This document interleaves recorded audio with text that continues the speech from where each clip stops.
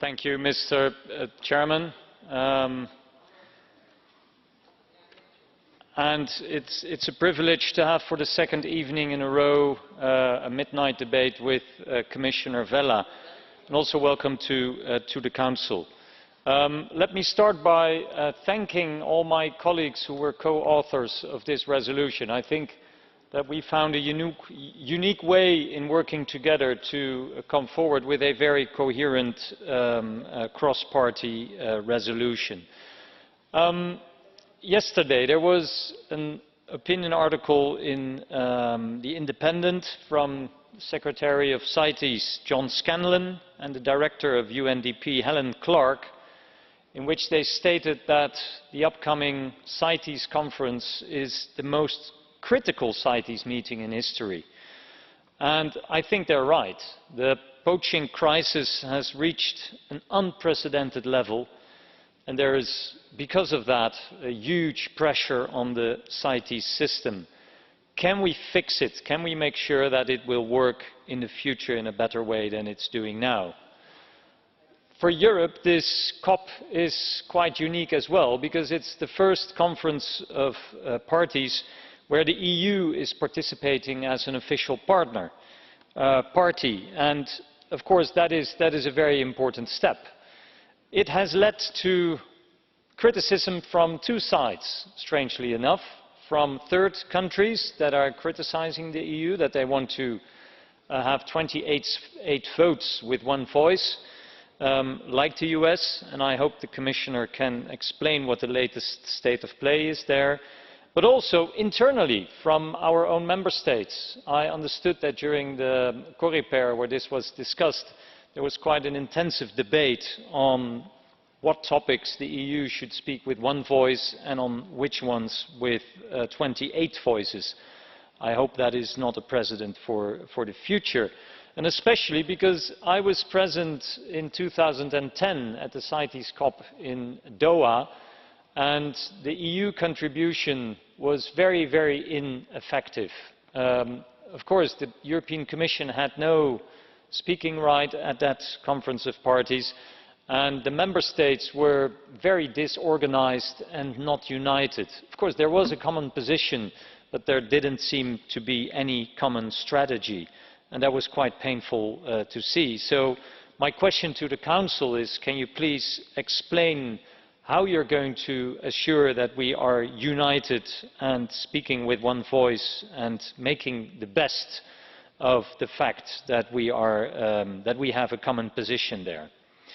I do believe that the EU is ready for this conference of parties. We finally have our EU action plan, which we have discussed previously.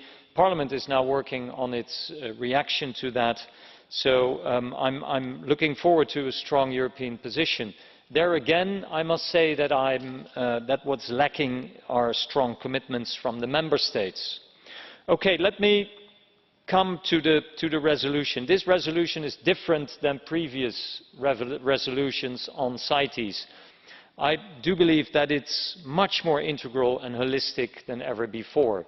We are not only talking about elephants, rhino or the psychedelic lizard. No, we are focusing on the main problem that we're facing in the world, and that is wildlife crime, the growing threat to biodiversity and environment, and with that a global problem with security, rule of law, human rights and sustainable development, because we all know that they come together.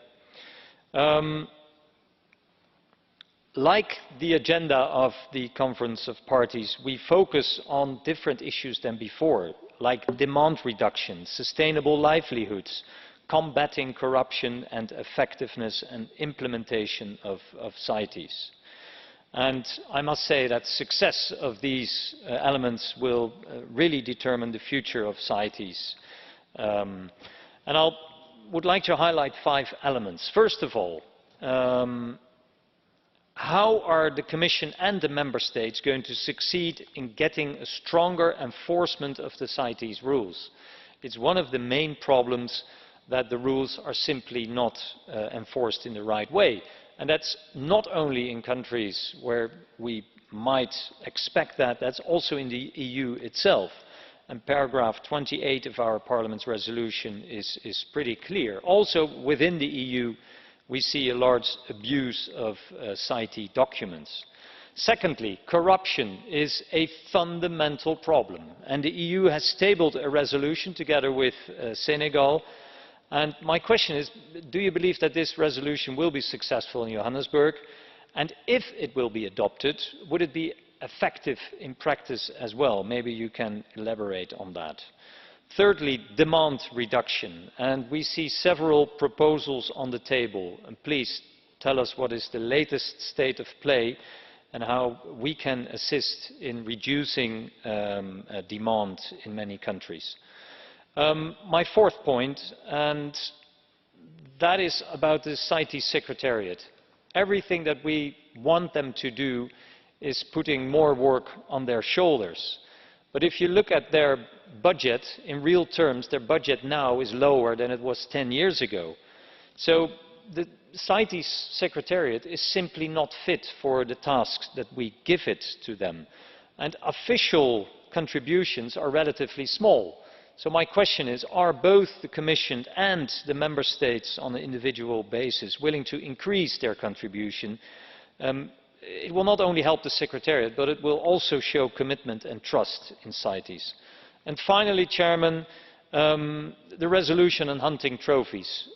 It's important for us. It's important also to send a political message to the world that trophies should be subject to strict criteria, if allowed at all.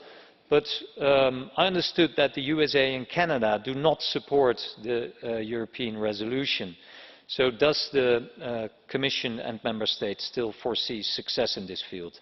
So concluding, high sense of urgency, unity, and please a strong European common focus. Thank you, Mr. Chairman.